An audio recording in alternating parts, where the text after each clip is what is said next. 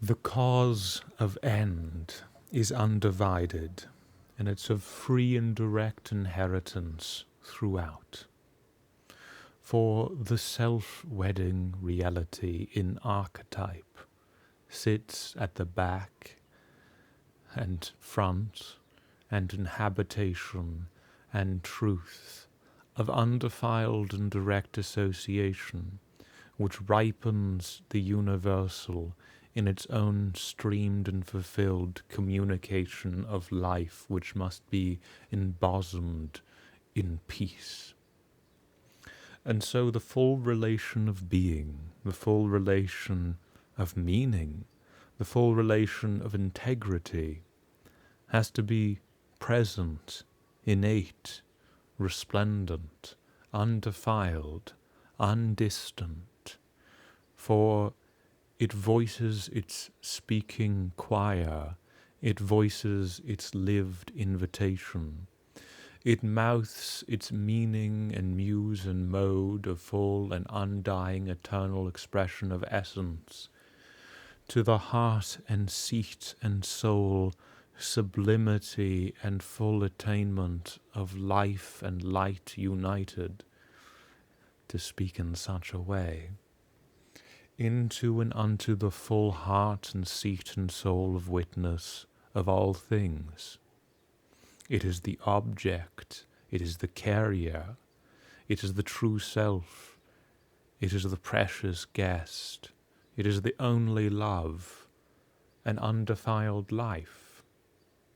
Hence, if fractured into displacement, if cast beyond a horizon,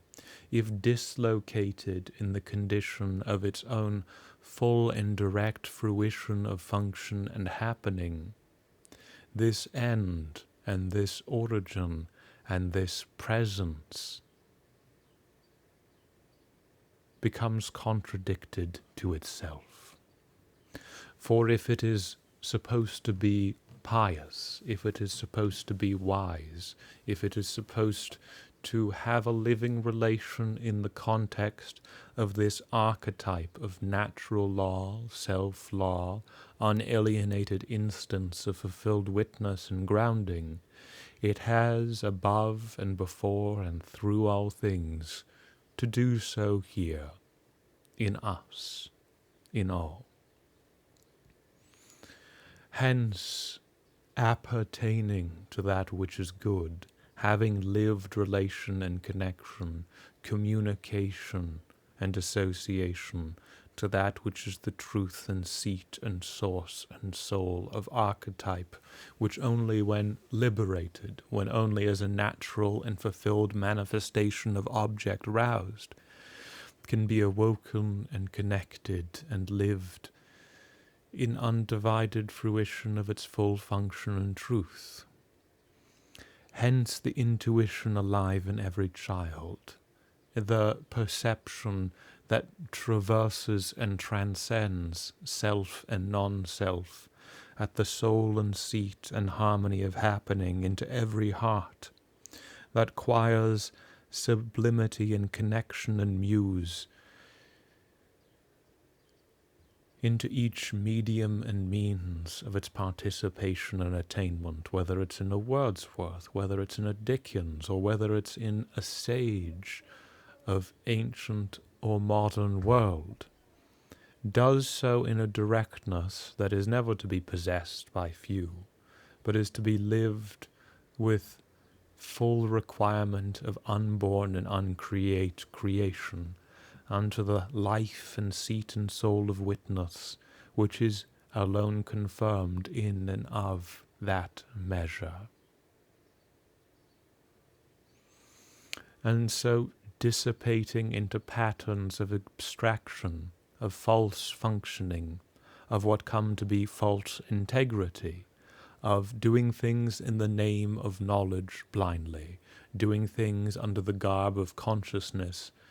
while denying the organic and integral fulfillment and function of consciousness.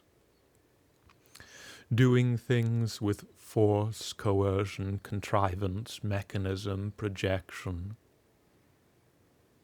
but not ripening eternity in full and undivided truth, in the same way as every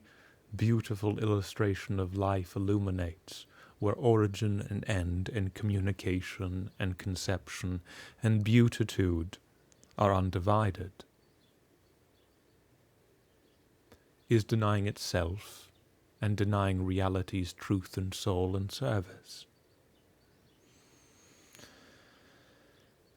And so I believe this is of great importance in all times and all margins, simply to know what is to be known, simply to become conscious, simply to appreciate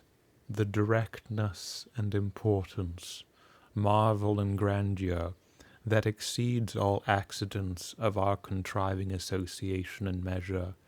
and breathes them as the uncaused end in itself, into and unto life, which we are invited to join, and which is our dearest and fullest object, truth and soul, and quest.